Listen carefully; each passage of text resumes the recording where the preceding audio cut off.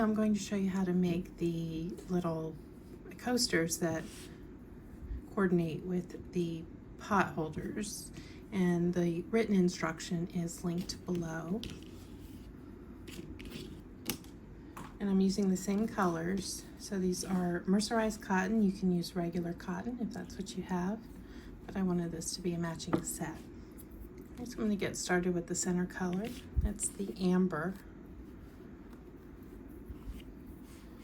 And to make it so that the center here doesn't have a huge hole in it, I'm going to show you how I do it. You can make your magic ring however you like though, if you have a method that you prefer. I'll start off with the slip knot. And for these, to keep the stitches kind of tight, I'm using a 3.5 millimeter hook.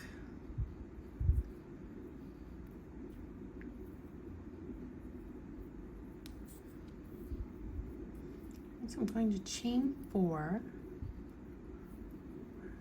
2, 3, and 4. Then from here, go back to that first chain and slip the stitch. It's a little snug.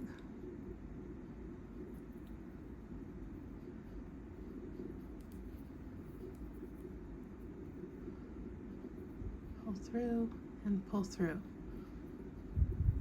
So it's going to leave a little hole or opening down in here.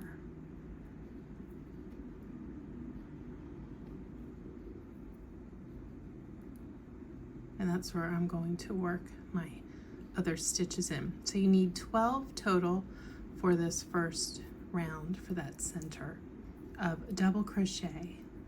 I'm going to yarn over and work that into the space. That first one's going to be a little tricky to see, but then once I'm in there, it'll be more simple. You know, setups can always be a little tedious with crochet projects. 1,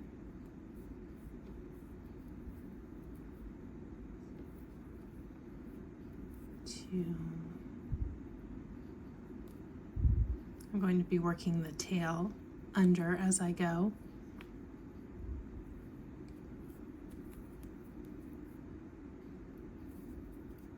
3.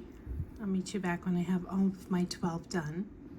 And let me see where I'm at. So I always count back from the last stitch I just made. So I'm looking for 12 stitches up here. 2, 4, 6, 8, 10, 11. So I need one more.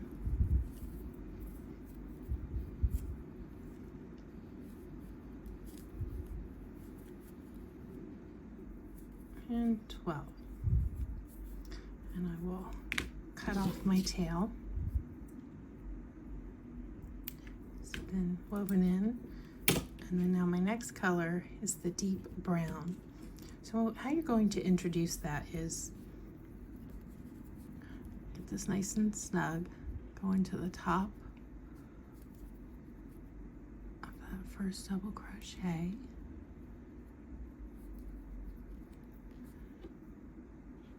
And then when you go to work the slip stitch, you'll slip it with the next color.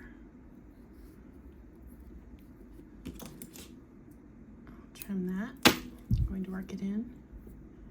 Now to get this kind of sunburst flower look, you're not going to work into the stitch. You're going to work in between the stitches. And just chain 1 to secure the yarn. Bring them to the side to hold them in place. Yarn over.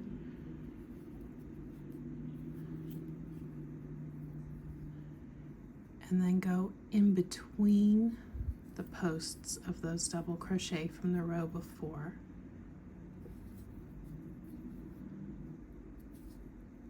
Pull through. So you can see when you look on here, it's coming in between those posts rather than into the stitch.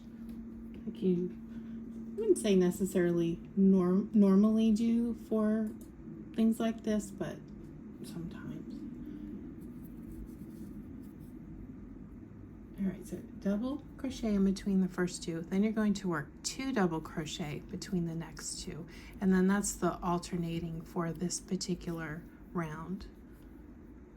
Double crochet 1 in between, and then 2 in between. So we'll be going from 12 stitches to 18 stitches total at the end of the round.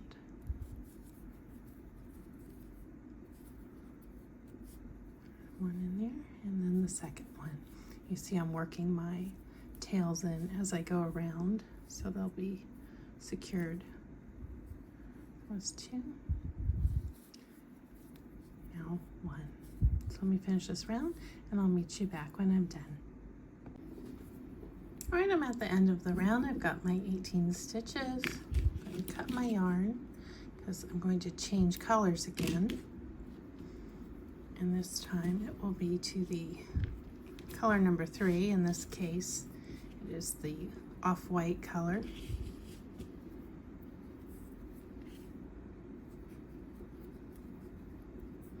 And again, when I go to slip the stitch, that's when I'm going to introduce my next color. Pull through, let me snug up those ends, chain 1,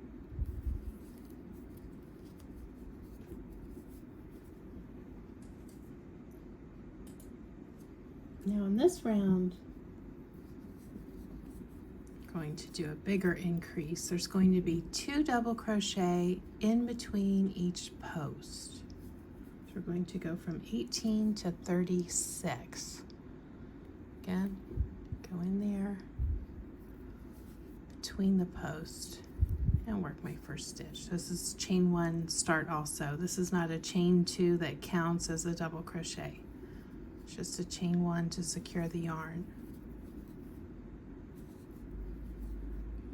And there's 2 between that first, between the last post from the last round and the first post of the first round.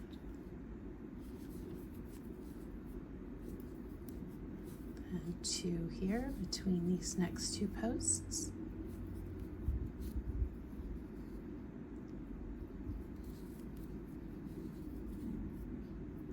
2 again between the next 2 posts. And then just repeat that all the way around. This is pretty easy. Once you get going and understand the setup and color transition, you'll have these done in no time at all. So I'm going to finish this round, and then I'll meet you back again for the next one.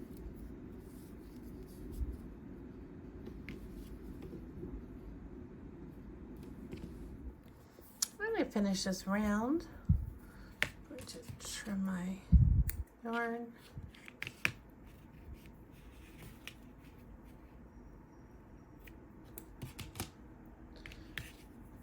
And then this last color, well, next to the last color,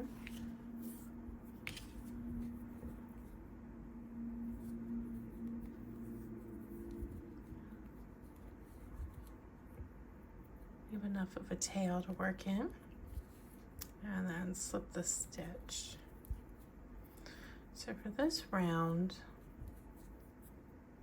the double crochet count is as follows. So I'm just doing the 1 single crochet to secure the yarn. Does not count as a stitch. So I'm going to go into the first, in between the first, work 1 double crochet. Next, go in between, work 1 double crochet. And then in between the next, I'm going to work 2 double crochet. So since that last round had so many, it was doubled. This one's going to be only a 25% increase. So it's 1, 1, 2, 1, 1, 2. Okay, so that's the count for this round. 1, 1, and then 2 double crochet. And this will be the last round before that finishing round of single crochet up here. And these, what I kind of like about this design is the edge comes up slightly, which I think I like that look for a coaster. But I will be back and I will show you how to do that round after I finish working this one. Let me finish this last decorative round, my yarn, and then I'm just going to finish it with the dark color, introduce it again like I have with the others as a slip stitch, bring up my tails to hide them, chain 1, and then this round you're just going to work a single crochet all the way around. Just go straight into the stitch like you normally would when you're working stitches that aren't special stitches. Just a standard single crochet. And when you aren't increasing or decreasing stitches, that's going to cause your work to have this upward turn. If you've ever crocheted in a basket or a bag, you'll work your circumference first and then you'll just work in circles, and that brings it up straight and it creates kind of a wall. That's what I'm doing with this.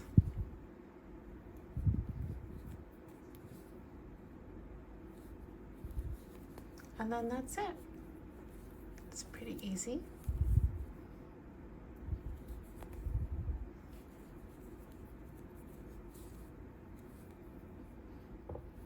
I'm coming to the end of the round, my last single crochet. I'm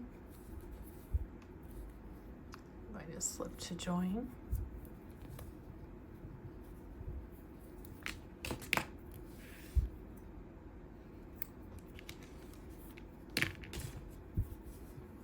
And then from here, I'm going to weave in my end.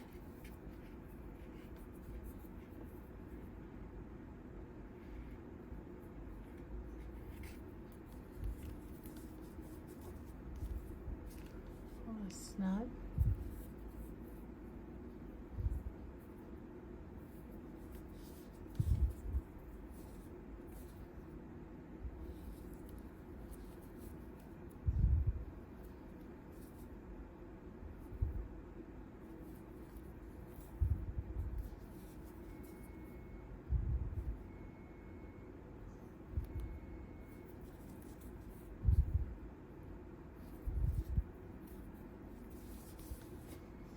These look really nice as part of a set, especially if you want to give it as a gift. You have some matching colors, but this is I'm calling it the Fall Harvest set. I'm going to make one more. Again, the pattern's linked below, or you can buy the PDF that has both patterns in one that you can print with photos as part of the instruction.